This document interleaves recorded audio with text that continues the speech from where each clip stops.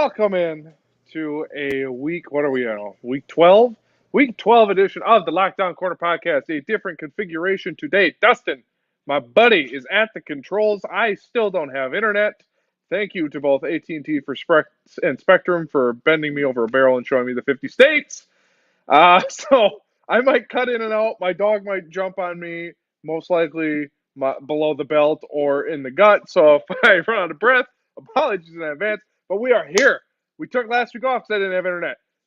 AT&T will not defeat us this week. We are back, and we are back because Packers get a huge dub at Lambeau against those godforsaken boys of cow. And yeah, there's a lot of news and stuff to get to. But first, make sure you follow us on all the socials. Gambling show this week.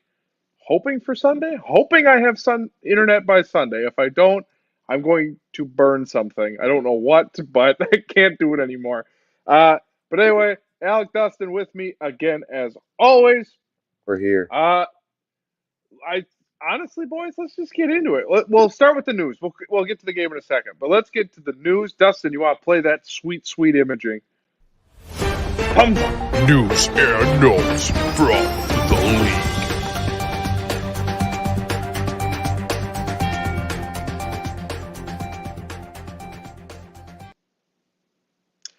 All right, so around the league, let's start out of town and we'll come back to town. Out of town, Cooper Kupp on the IR with an ankle injury, had surgery, out at least 4 weeks. Whatever hopes that the LA Rams had, I think we can pretty much kiss those goodbye. And because they said F their draft picks, I mean, it's not going to help them a whole lot. So, instant reaction. Let's start with Alec this time. Alec, your reactions to Cooper Kupp being sidelined for at least a month. Tough to see, but I'm a cup half full kind of guy. Oh, you got to hit him with the loser game show sound. That was terrible. Wherever it is. Anyway, half full kind of guy. Boo. There's no. We got to find the imaging, but oh boy. Yeah, third time finding. Please hold. There she is. Yeah, so not a good thing. You don't want to see it, but I'm hoping that he comes back, bounces back better than ever. Hopefully, has to miss a game against the Packers somewhere in there, but tough to see one of the league stars go down like that. Yeah, that definitely sucked to see him go down, but what are you going to do? I'm sure. The Rams' future is kind of screwed either way. I mean, he's kind of screwed the pooch, trade away all their picks. So, I mean, they kind of asked for this. They knew there was going to be one Super Bowl and a lot of years of losing. So, we'll see what happens with them. Well, and I think the thing, too, with the Kupp situation is his usage was so high. It was only a matter of time. He's been injured before. Last year was kind of an anomaly. With that kind of usage for a receiver who's smaller, he's a big dude, but he's not A.J. Brown or Julio in his prime. He's a smaller comparatively to some of these other guys. And maybe I'm wrong. I don't have my football wiki page up. But regardless, you use someone that much, chances are they're going to get hurt. And that's all sports. It's not just football. NBA, you see these guys with huge usage rates. I think right now, like Luka Doncic leads the league in usage. It would not shock me if all of a sudden 2 weeks from now he's got a calf and he's out for a little while. It's all sports. You do something so much that it's bound. Injuries are bound to happen. Yeah, hopefully he can find. Come back to hopefully he can find a good therapist or two. Maybe two girls, one cup. To be able to rehab him back. Two girls, one cup. So let's keep it moving. I guess, since we're kind of there, I don't really want to talk about this story because he's a despicable human being, but Deshaun Watson's back, and that's all I'm going to say on that. Let's move on. Y'all are cool. Yeah, very much so. So let's move on. Let's talk Packers news because there was, I don't know if it was shocking news, but there was some news that broke yesterday. Also, if you hear that ball in the background, my dog is staring at me because he wants to play. Again, so sorry for those of you at home He's going to be a part of this today. But anyway, Amari Rogers, Kylan Hill both cut on Tuesday. Kylan Hill, a bit of a shock. Amari Rogers, I guess I was shocked that they cut him now. I thought he would have been a preseason cut next year or just cut him in the offseason. I was a little surprised it was now, especially with, it's been well documented. They are quite short at receiver, or short-handed, not short because of his height, even though he's a little shorter. Anywho, no, so I guess, Dustin, let's start with you this time. Your reactions to Rogers and Hill no longer being here. Hill was a little surprising. I thought we could have some usage for him. I thought we'd keep him on, on special teams, whatever. But, I can maybe kind of understand why they cut him. But, yeah, Amari Rogers needed to go. He was just playing horrible. Like, in every aspect of when he played, he was bad. Like, it sucks to waste. I think he was a second-round pick. It sucks to waste a second-round pick like that. But third. Thank you. Third. But he was just terrible. Alec? Yeah, it did surprise me with Kylan. I liked him, but I'm not going to make a mountain out of a molehill. I never thought that he would be a star in the league. I thought that we could maybe have him back there at a kick returner or something. But, yeah, it's tough to see him go, but I don't think that we're losing out on the next, Aaron Jones or A.J. Dillon.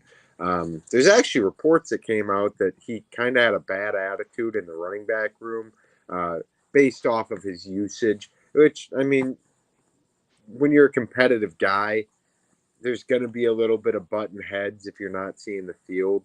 But anyway, yeah, Amari Rogers, the guy stunk. I saw one stat that he had one more catch than he did fumbles throughout his career with the Packers. So, it was just bound to happen. I would have liked to see him try and be utilized in the slot a little bit because I thought that he looked he only looked below average when he was playing receiver, whereas he looked like one of the bottom 3 return men in the league. So maybe trying to develop him more, see if he could become an average receiver.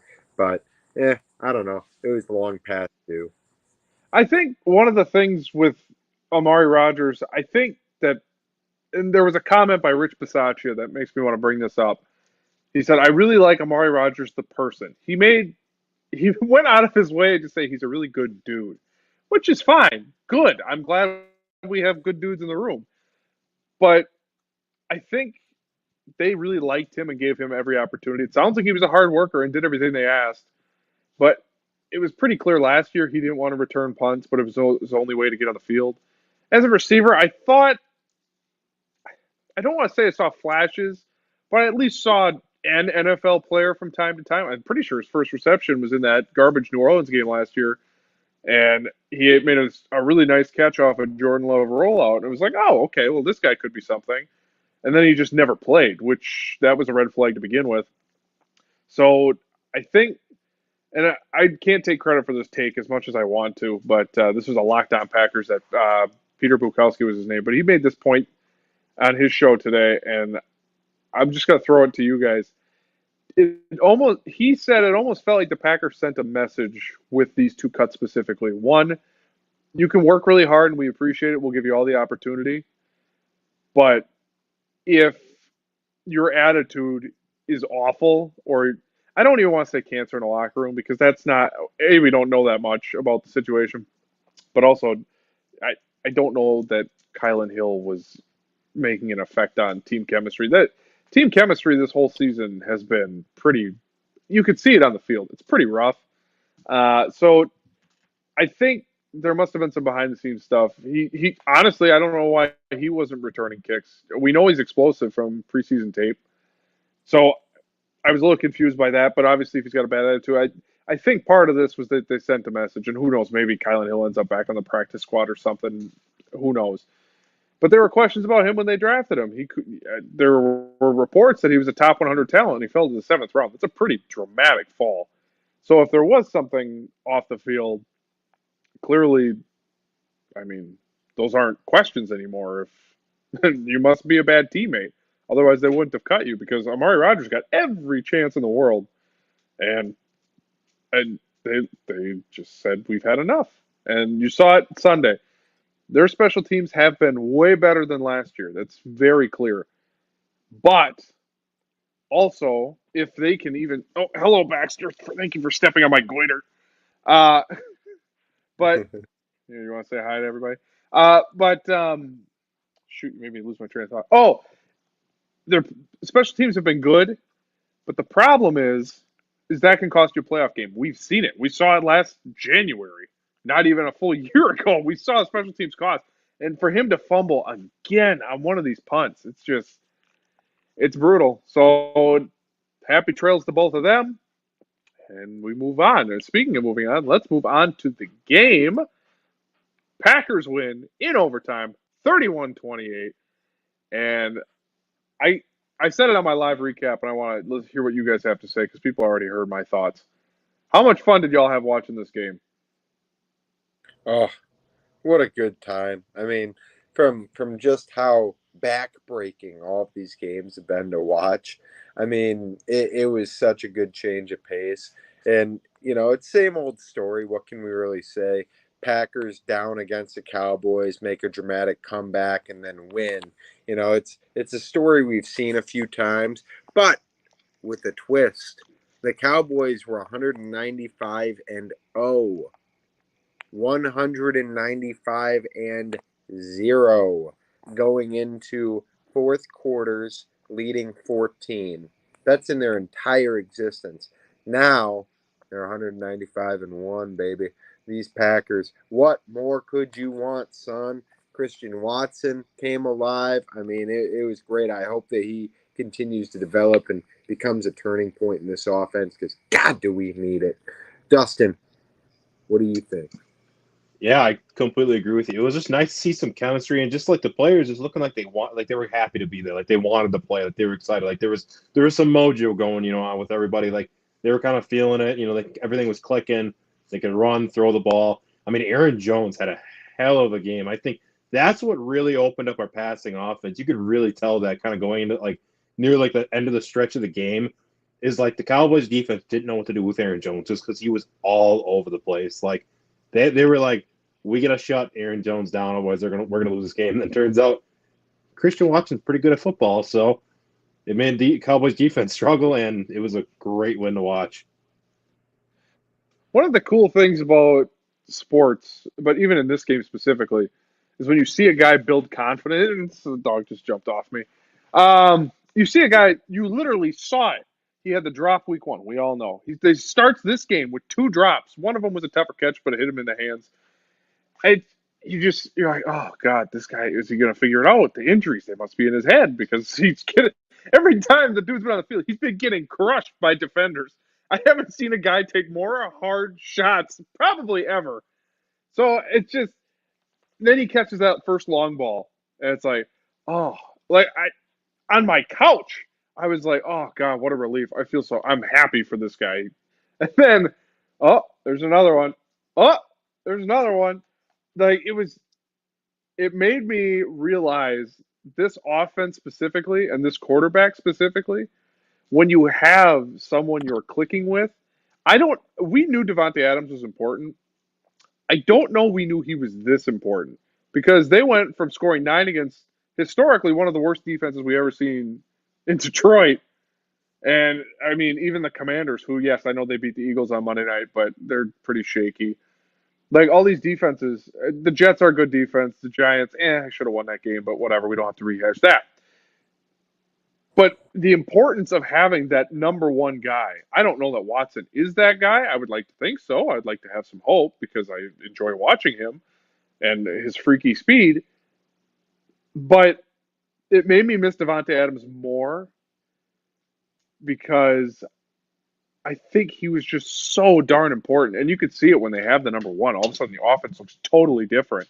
And they were using play action more. And Aaron Jones was effective against a really good defense. So there were little things in this game that I really liked. But before we get to the negatives, does anyone else want to touch on what I said or more positives?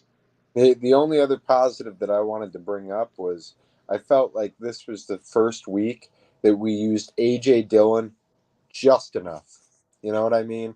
Like Aaron Jones, you can say what you want about A.J. Dillon.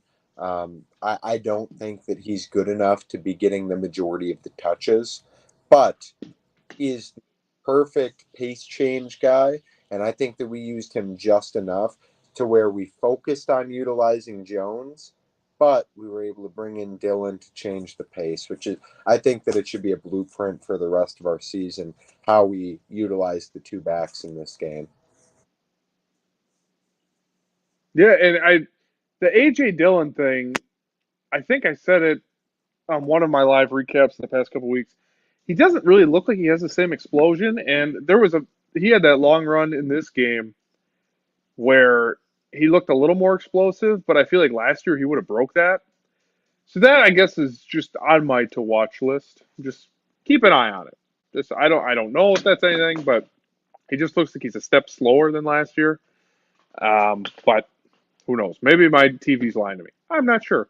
I want to talk about because while this game was fun and I had a hoot and a half watching it, there were some things that still drove me nuts. The execution late game when they get the ball back, they have a chance to go win it, and in our group chat we were going, "What are they doing? They're standing around. There's no sense of urgency." And then you hear after the game, Rodgers didn't like the play call. Well, or on that third down. Oh, I didn't like the play call. You still didn't have to throw the ball. You could have taken a knee and run the clock down, or just kind of fell over and give yourself up. You could have ran for the first down. It looked like he had space to do it, or at least make it close. If you didn't like the play call, fine, but you've also bragged to us that you are in charge of the 2 minutes. So if that's the case, why are you yelling at LaFleur? So there were, but again, the chemistry with this team isn't quite where it was the last couple of years. So I think that if anything, that's going to be their downfall because it doesn't seem like they love each other all the time. And I know after the game, everyone was high fiving and hugging and winning cures all, and I get all of that. But I guess Dustin or our body language doctor, I'm not crazy, am I? It just doesn't No. look like they don't look like they like each other. No, not at all. It just, it comes down to in the beginning of the season, the trust factor where Rodgers doesn't trust young guys and, they kind of have that on their backs, like thinking, oh, I have to make every play to get him to trust me and get us, get the offense clicking. And, that gets in your head. And when you're constantly thinking about that, and you're going to make more mistakes if you're worried about making a mistake, because usually more than likely you're overthinking it instead of just doing it. Because in the football field, everything happens so quick, you can't think of it every split second. And so this is why I think they were kind of struggling with in the beginning is they're so worried about making a mistake that they're making more mistakes. And you can kind of clearly see it. And then that obviously affects body language because then Rodgers is going back on him. We don't know what's going on in the locker room. I think it's just kind of all leading one to another. Yeah, and I feel like, in years past, I feel like we need like a BJ Raji or like a John Kuhn. Somebody that they're not going to have the biggest impact on the game, but it's somebody that everybody just kind of universally likes. They can kind of break the tension every now. I guess we kind of have that in Mercedes Lewis, but I don't know. I feel, yeah. No, it's all right. I didn't mean to cut you off. No, I think you're right. This team needs a glue guy. They just they don't seem to have that. It's Rodgers is the alpha male. The weapons on offense outside of Aaron Jones. I mean, no one's old enough who's going to tell Aaron, hey, F you, or, there's no one's going to stand up to your Hall of Fame quarterback where, you see Brady fighting with guys on the sideline, but they can push back against Brady. This goes back to Aaron Rodgers not being the greatest of leaders, and we don't really need to have that conversation right now. But as a team, you're right. There's a likability to. Oh, we're gonna get to that. Don't you worry, Sean. We're gonna get to that because I'm just teasing it. I'm teasing it a little bit. Oh, stay tuned because in about 5 minutes we're gonna go around the league, and I'm gonna do a victory lap. But we'll get to that in a second. But no, it just they need more guys that are glue guys. Hey guys, we got this because they don't have it right now. The young guys I don't think know how to do that or aren't qualified to do that. And as happy as I am that they won, as I've said for a couple weeks now, their schedule's still really hard, and they really can only afford one, maybe two losses. if they want to sneak into the 7th seed, because the NFC East is going to send 3, maybe all 4 teams in their division. Then the Vikings are going to win the NFC North because the Packers, at this point, they just ran out of time. Even if they figured it out, it's just, there's no time. Let's see, who am I missing? Oh, whatever garbage team comes out of the NFC South, Tampa, Carolina, Atlanta, New Orleans. Probably not New Orleans at this point, but there's just a lot that's got to break their way. So while I'm going to continue to root that they win, because at this point, I don't know how you can't root for them to win. I mean, even for them to get a good draft pick, I don't know that that's going to. I don't know that's in the cards now that they won this past week. But anyway, final thoughts on the game before we move on to just thoughts around the league. Dustin's good. Alex off screen, but he's still muted, so I'm going to say he's good. All right, so Sean just brought it up in our chat. Boys, I am making a declaration. I don't know why I waffled. I am officially the mayor of Justin Fields Island. I was nominated, and I accept my nomination. There are no other runners because you two have abandoned me. So I will gladly be the mayor, and I'm not selling the property. It's it. Whatever happens, my flag is putting my flag in the hill. This is it. I'm a Fields guy. I always have been. I don't know why I was kidding myself. They finally look. I know he's not the greatest passer. I know he threw a pick 6. I get all of that. I know they lost to Detroit at home. I get that. The team sucks. But Justin Fields is a discount Lamar Jackson. And in today's NFL, he's exciting. And that's something the Bears haven't had in a long time, if ever. And actually, I'm excited to watch Bears Packers now. I know Rodgers owns the Bears, all that jazz. But having a running quarterback is going to make that game so much more interesting because the Packers struggle against that. I'm not saying the Bears are going to win that game by any means, but I'm just saying I appreciate when the Bears are better because it makes that rivalry mean more. So I'm in on Fields. I think they realize, oh, he's kind of just a runner who can throw, and that's fine. A lot of teams do that. So I'm in on Fields. No more selling, no more nothing. I will die. Whatever happens, I am dying on this hill. I don't care. I will be the lone wolf. I don't care. I've waffled too much. It's time to make a decision. I'm in, and the dog is also in. Oh God. Baxter does not like that take by you. That's why he's hitting you. He's like, please stop with your terrible takes. Or he loves it because he loves me. No, I don't. He's biting me. He must not like it. Look, Justin Fields is the Dollar General Colin Kaepernick to me. Just because he can play good against the Lions doesn't mean he can do it to anybody else because he has it this entire other season. He did it against the Dolphins. He had 2 good games. 2, and we're going to glorify this dude? It was like 2.5. Oh, my God. We're going to glorify this dude for 2.5 good games? Yeah, because he figured it out. The arrow's pointing up when the Bears ruin quarterbacks. This guy all of a sudden has kind of figured some stuff out. He's the Jeremy Lin of the NFL. That's all I'm going to say. He's the Jeremy Lin. He's going to have Jeremy a couple Lin good games. was serviceable for a long time.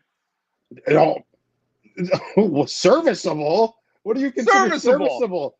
And then Jeremy Lin was an NBA player. He had like 3 good, 2 weeks or whatever it was, that were really incredible. And then he was just fine, but he was serviceable. He was a nice point guard to have. Probably a backup, but in the NBA, it's not terrible. He was like a 6th man. Ow. Yeah, Justin Fields is pretty much just a more athletic version of EJ Manuel. I mean, that's get out of here, dude. That's his ceiling. That is disrespectful. He's EJ Manuel who runs a 4.4. EJ Manuel would kill to be Justin Fields. Oh boy. Well, you can have your Justin Fields Island. I'll stay on my A-Raj. You know, I think that he doesn't get enough credit. You know, he's taking folks down to the depths of Costa Rica for ayahuasca and stuff. I mean, that's good leadership right there. Absolutely agree with Sean. Trevor Lawrence looks lost at times. He used to run at Clemson. That was part of what made Lawrence special. He would use his legs. Now he's a statue back there. He doesn't move. Fields at least figured out, oh, my receivers suck. First look, okay, I'm fat. He's outrunning secondaries.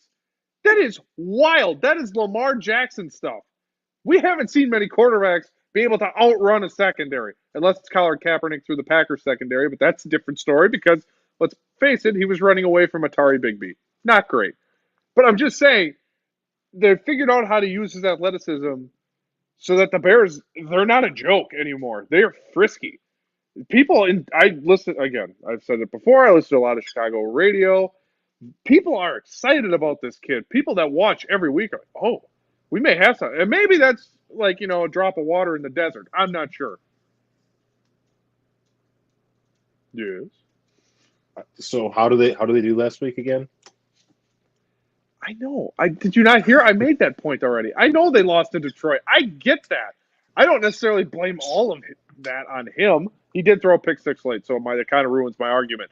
However, the Lions. Hey, that was we watched the last play together. Look, yeah, I'll give it. This dude can run. I'll give it to him. But the problem is quarterbacks win throwing the football. And in the last play, granted it's the 4th and 23 or whatever the frick it was, he choked. He didn't know what the hell to do. Whether it was 4th and 23. He didn't know what to do. From exactly, a penalty. But he's still. I mean, like he just like look. It's 2.5 games. You cannot get crazy because he went off on the freaking Lions, who have the worst defense in the league. Like the Lions have the worst defense in the league, and like, look, I'm not saying he can't be something great, but like people are giving him way too much credit right now. He had maybe 2.5 good games, and he's a runner when they end up getting hurt. Because look at Kyler Murray. Look at his first year, really good first year, fell off the map. Hey, boys. Go ahead. Hey, I gotta actually head out. Deuces. We'll wrap up. We're almost done anyway. Have a good Lockdown Nation. Remember to drive safe and always hug your mom.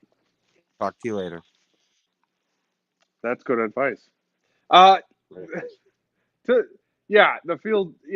passing issues I think can be solved by a not Chase Claypool addition, who's been pretty much non-existent. No, I'll give you that. But the fact that they just have figured out how to use him is my more overall point. I don't know that he's going to change the game or anything, but there's an evolution at quarterback. More guys are running and are bigger, faster, stronger. So Kyler Murray, Justin Fields is like twice the size of Kyler Murray, which I think helps. But also, the Kyler thing is weird. I guess let's transition to that. We've talked enough Bears on a Packer-focused program. The Cardinal thing, I know he's hurt right now, but him and Cliff just don't get along. Someone's got to go. And they just gave Kyler that massive extension. They just gave Cliff that giant extension. I don't see a path for them to figure it out. They seemingly hate each other. Yeah, I don't know what they were thinking with that. Like clearly it wasn't a fit, and like I don't know why. Like they're just trying to force something that's not there. They're trying to force a puzzle that the piece doesn't go. Like it just doesn't make any sense. Like why would you give both these guys huge contracts when they have no success together? To me, that doesn't make any sense. Like you had to part with one of them, and they chose to try to force it. Now they're stuck because like you're going to end up paying one of these guys all this money. It's probably going to be Cliff. You're going to probably let him go. Yeah. Yeah, and I agree. I don't like Kyler at all. But the problem is, it's harder to replace a quarterback than it is to replace a coach. That's my best way of saying it. Yeah, and I never thought Kingsbury was the greatest coach ever. I thought maybe he was bad, mediocre on a good day. So it's tough. But Kyler is just so special when he's running around and doing his thing. You see it. You see what's there. But he's not running as much anymore, which is strange. Ever since the Call of Duty stuff came out, I just feel like he really hates it in Arizona. And the Kyler situation's tough because I really want to like him. But he hasn't been super likable this year. It's kind of like Aaron Rodgers last year. And it's funny you say, or you made the point that they're stuck with him. It kind of reminds me of the Lakers right now in basketball. The Lakers are kind of stuck with Russell Westbrook. They'd have to give up actual assets to get rid of Russell Westbrook. It kind of is what it feels like in Arizona. Like they're going to have to make a choice. They're probably going to choose the coach. But at this point, I'm not sure that you'd have to give up assets for Kyler. Like, oh, here's Kyler and something. Please just take him because he's too good for that. But there is something very Lakers-ish about this whole situation. It just, again, I don't know. Maybe it's just the NFL this year. No one seems to like each other, like at all, except the Eagles. The Eagles are the only team that seemingly enjoys each other's company, just from what I've watched. Well, and the Vikings look, the Vikings, I didn't think they were for real, and I still don't because really they should have lost that game in Buffalo. We probably should hit on the Buffalo game. Let's do that now. That game was drunk off its ass. It's pretty much all I have to say on the matter. I I don't even know how to explain it. How does your 6'5", 250 quarterback, who's been taking snaps his entire life, drop one? And the whole thing, and then he throws a pick. That's the thing that's going to keep Buffalo from winning the whole thing because they're talented enough to do it. But he throws terrible interceptions at terrible times. He is so reckless sometimes. Yeah, he's definitely still a young, developing quarterback. You can easily tell that with some of his decision making and mistakes he makes, which I think he'll overcome those. I mean, he's got way too much talent not to be able to overcome that kind of stuff. But yeah, man, it's tough to see Buffalo lose like that. I mean, because they're so talented all around. It was a heartbreaker, even for me to watch. I'm not even a Buffalo fan. It was just like they had it the whole way, just lost it, and then they lost it again and again. It's just like, man, it's like they just can't catch a break right now. Yeah, and I think,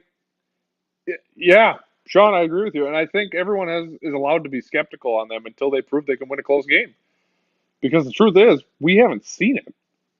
And while, I mean, yes, they're talented, I would imagine they're going to go to the Super Bowl this year. If I gun to my head right now, I would imagine, yeah, they probably make it. Because I don't really know who else in the AFC other than Kansas City would really give them a run for their money. Jets. Actually, well, I was going to get to the AFC East in general. So New England looks like they're a cross-off at this point. Mac Jones has been awful. I really thought he was the best out of the quarterback class from this past year. Holy cow. It's one of those things, I half smirkingly say, oh, Fields figured out he's going to the Hall of Fame. That's in joking, but he actually has figured something out. I mean, Zach Wilson, that's been a disaster to this point. Mac Jones I don't know what happened to him. Also, I would like to point out, how much more fun would the Jets be if they had a quarterback like Fields? Because he probably throws just as good as Zach Wilson, but then you get that extra element of him running. The Jets I would buy into the Jets if they had Fields as their quarterback. I would not. No? Well, you're a Fields hater. I set myself up for that. I knew what I was doing. I should have known better. I wanted to have a reasonable discussion, but you're just anti-Fields all the time, which is fine. But all those young quarterbacks too. But can I just say, and I was wearing my Jalen Waddle shirt on my live recap on Sunday night. I don't know that the Packers are going to make the playoffs because, as we've established, they got a really tough road ahead, and they basically, if they don't run the table, they can only give up like 1 or 2 games, and even 2 probably does them in. They probably have to get to 10 wins so they have 1 loss to play with, essentially. I'm rooting for the Dolphins, man. They are so much fun. They've been terrible for almost my entire life, except for 1 Chad Pennington year. And then they made the playoffs a couple times with like Matt Moore at quarterback. I'm rooting for this team. I think they are so much fun. Defensively, yeah, they leave a little bit to be desired, sure, but I'm rooting for this Dolphins team. If Buffalo falls apart, I would say Miami's probably my pick to make the Super Bowl. Yeah, there's so many teams in the AFC that can really probably make a good run at the playoffs, and for sure, even in the in the playoffs, they can easily make a run. And there's so many good teams in the AFC right now. It's just it's everybody's ball game over there, and then the NFC, there's a couple favorites that are probably going to kind of make it out of there. There's really not many many other choices besides, Eagles, Cowboys, and Vikings, really. Yeah. Actually, let's go through this. Well, it's just kind of a yes or no game quickly as we're about to wrap up here. So I'm just going to list off. I don't have in front of me, and of course I don't have internet, but I'll just do this off the top of my head. So we'll say Super Bowl contender, believer, pretender. We'll just say yes or no. So are you a believer? We'll call this segment. Buffalo. Yeah. We're both in on Buffalo. Miami. Yeah, we're both in on Miami. I just said that. The Jets. As much as I would like to believe in them, I don't. Brees Hall was super important to them. And while the defense is good, I just don't know offensively if that's sustainable. So I would say the Jets are probably a no for me. I like their mojo. I'm going to say yeah. Yeah. And I don't blame you. There's something about them that just feels fishy to me. Maybe that's because the Jets have been bad my whole life. I don't know. Let's see. Cincinnati. Cincinnati's kind of fallen off a little bit, and they're dealing with injuries and stuff. I'm not out on Cincinnati. I just don't think, as of right now, I wouldn't say they're a contender. Yeah, I wouldn't say right now with all their injuries, no. No. Who am I missing here? West, so Kansas City. We're both in on Kansas City, I would imagine. Baltimore. Baltimore. I'm in on Baltimore. I think they have a shot. I think they're going to make the playoffs for sure. Kind of a sneaky one, the Chargers. I'm kind of out on the Chargers. I'm not sure how they only scored 16 points on Sunday night. San Francisco was trying to give that game away. San Francisco was constipated the entire game. I'm just kind of out on the Chargers. As much as I like Herbert, they're just too banged up for me. I don't see it. Yeah. If they would have won this past week, it really would have put them quite a bit ahead. But now that they lost that game, that really stung. I think if they can get Keenan Allen and Mike Williams back and get the offense clicking again, I think they'll be fine. But yeah, as right now, I'm gonna say no. Yeah, he was throwing to guys I've never heard of. There was like Guyton running around out there. Pretty sure there was a Parham or Parnum. There was one of them running around out there. It's like Austin Eckler, and that's it. And there were so many times where he's just kind of looking, and then just immediately he's like, okay, well, Eckler's over there. I'll just throw it to him. He maybe can make something happen. What was the other? I think that's everyone in the AFC really of interest. The AFC South, I'm out on all those teams. Unless you really are a believer that Jeff Saturday, a.k.a. Jeff Sunday, is going to turn things around. Jeff Saturday, Sunday, Monday, don't matter. He gets wins. He gets dubbed. I'm totally out on the Colts. Yeah, me too. The entire AFC South needs to be shot into the sun. All right, so that's AFC. So NFC. So Vikings, at this point, I mean, they keep winning, so I'm kind of in on the Vikings. Eagles, I think we're both in on the Eagles at this point. I don't see why we wouldn't be. Dallas, I'm in on, but I got some questions now, especially after watching them in depth this past week. But I would say I'm still in on Dallas, question mark. Mm-hmm. Let's see. NFC South, not in on any of them. Because Tampa's probably going to win the division by default, and that team's not good. They kind of looked. Actually, that's what we need to talk about. That's that Germany game. Part of me was like, oh, they kind of figured it out, but also Seattle didn't look good for the first half. But also, Julio's got some juice. That little drag route, he looked like prime Julio. He's still fast. He's big. He's explosive. So if he can stay healthy, which is probably not likely, let's be real, that's actually a real weapon for them. Where I thought he was kind of washed, that actually could be really something for them. But again, I'm out on the NFC South in general. Yeah, no, I'm on them. Yeah. So who are we missing here? So Cowboys, the Washington weirdly feels like they figured some stuff out, and I don't know why, but Heineke. You know what? I wish Alec were still here because I owe him an apology. He made the case last year for Taylor Heineke, and I said, get out of here, it's Taylor Heineke. The dude's got juice, man. He's kind of like Nick Foles. Like, if he's my starting quarterback for a whole season, I feel terrible. If someone gets hurt and he comes in, it's like, oh, we got Taylor Heineke. Let's go. How dare you? I was in on that conversation with Alec, by the way, when you were saying no. You were. So how dare you? You were, but I felt like he was the point. I felt like he was doing a bit. and I was trying to be straight man, but I don't know that he was. I thought maybe he really believed that, but no, I thought anyway. Yes, I apologize to you as well, you Taylor Heineke fan. But yeah, so Washington, I'm kind of in on because their schedule is going to be terrible. They have the last place schedule, so there's a path. I'll say that. The Giants, it's a weird one. I'm going to say not as a contender, but they're going to make the playoffs. I don't see how they don't at this point. Yeah, I'm right with you on that one. Yeah. And then I guess Green Bay. I'm still out on Green Bay. I think it was a nice win this past week. I don't see it. Their road is too tough, and they've played one good game. They've played one complete game, and that was last week. It's Thanksgiving, for God's sake. Like, I think they ran out of time. If they figured it out, I think they figured it out too late. Yeah, I'm right with you there, Dan. Yeah. Anyone else I am forgetting in the NFC? I don't think so. Those are really the only main San players. Fran. Oh yeah, I forgot the whole NFC West. San Fran, I would say I'm in on as of right now because I do think I wasn't impressed with them this past Sunday night, but I do think they just have so much talent, and Garoppolo is just average enough for them to be competitive in every game. So yeah, I'm in on San Francisco. I would say. Yep, I agree. Seattle, I don't know what to think about them after that game in Germany. I guess I'm going to say I'm out. But the thing with them is they know who they are. If their defense is just average, they're going to be in every game. They know their identity, which, I mean, for a team trying to make the playoffs, it's really important. So I guess I'm in on them as a playoff team, but I don't know, not as a contender. I can't see them making it to like the NFC Championship game or anything. Yeah, I really want to like that team, but I don't trust them down the road. That's just it's a really hard.